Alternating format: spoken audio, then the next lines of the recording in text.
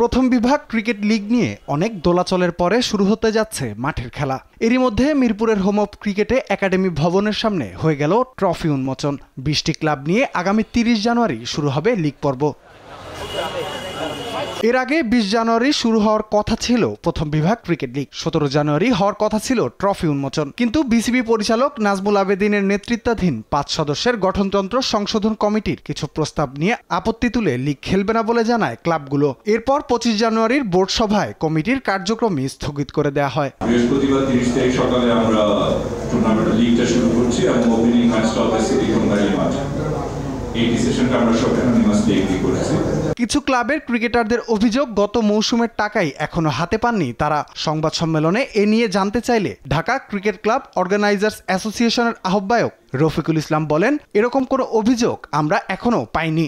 Definitely এটা যে সমস্ত ক্লাবের কাছে আছে, আমাদের কাছে এরকম কোনো কমপ্লেইন আসেনি, সিসিডিএমের কাছেও আসেনি আমাদের ধারণা।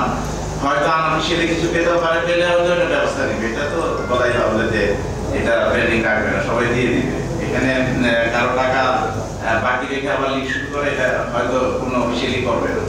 রাফিউল ইসলাম রাতুল, দেশ টিভি, ঢাকা।